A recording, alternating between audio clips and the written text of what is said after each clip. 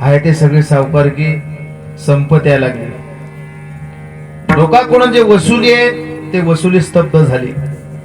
दुष्काळ पडला. अशा प्रसंगामध्ये जे सावकारकी होती ते पूर्णपणे संपली. जर असं जर आपण राहिलं तर जमीन जाईल, घर जाईल, सगळं जाईल. त्याने विचार केला. बरं काय, बायाला हुशार असतात. कान्होबा महाराजांची पत्नी म्हणली, महाराज ऐका मी काय सांगते ते. कारण एका जागी राहिलं तर उद्या चालून हिश्याला थोडं पण येणार नाही, जमीन येणार नाही, शेती येणार नाही. सावकारकी ते गेली सगळी. पण सावध करते तुम्हाला, काय करा आता, कुटुंब एका जागी राहायचं नाही, आता वाटणी करू म्हणे आपण. वाटणी. माणूस कोणाचंच ऐकत नाही, पण बायकोच ऐकतो. माणूस कोणाचंच ऐकत नाही. काय त्यांच्यामध्ये शक्ती आहे, काय त्यांच्यामध्ये एवढं पावर आहे. सांगितल्या बरोबर कान्होबा महाराजांच्या लक्षात आलं. कान्होबा महाराज म्हणतात, तू म्हणती ते खरंय, मी उद्या जाईन आणि दादाकडे माझा प्रस्ताव टाकेल. अरे सगळंच अगोदर जे सावकारकीचे जे वह्या होत्या, काय जे होतं, जे जमीन निम्मी निम्मी केले, घर निम्म निम्मे केलं, सावकारकीची वह्या निम्म निम्मे केल्या, सगळं काही जे व्यवहार होता तो निम्म निम्म केले. आणि कान्होबा महाराजांनी भंडारा डोंगरावर गेले. तुकोबारांनी भजन करत होते. काय त्या भजनातला आनंद असेल, काय भजनातलं तद्रूप अवस्था असेल. तुकोबाराय भजन करत असताना तिथला जो परिसर आहे तो सुद्धा विठ्ठल ध्वनीमध्ये तो दुधुमलेला होता. अरे पक्षी सुद्धा विठ्ठलाचं गाणं गात होते. तिथले वेली सुद्धा डुलत होती.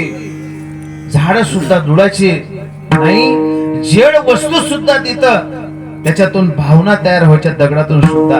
एवढं तुकोबारायांचं भजन, अति भजन उच्चतम स्थितीत पोहोचलेले तुकोबाराय. कान्होबा महाराज गेले आणि जाऊन त्यांना उठवता. दादा उठा, तुम्ही उठा, दादा उठा. आता दादा काय उठत सांगा. तुकोबाराला लागलेली भाव समाधी, चिंतनामध्ये एकरूप झालेले तुकोबाराय देहावर नव्हते. जी व्यक्ती भजन करत असताना देहावर नसतात ते भजन खरंय. आणि जे देहावर असून भजन करतात ते आपलं भजन काही खरं नाही. यन्नामा संकीर्तन भक्त्या विलापितमुत्तम.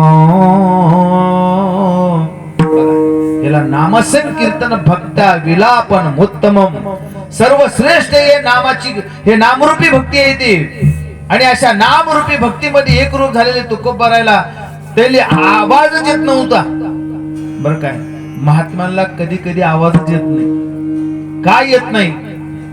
कारण त्याचे कानस असून सुद्धा बंद असतात, डोळे असून सुद्धा बंद असतात, वाचा असून सुद्धा ती बंद राहते. का राहते? कारण त्यांची इंद्रिय असतात, त्यांच्या इंद्रियाला सुद्धा त्या नामाची गोडी लागलेली असते. म्हणून असून सुद्धा नसणे याला म्हणतात.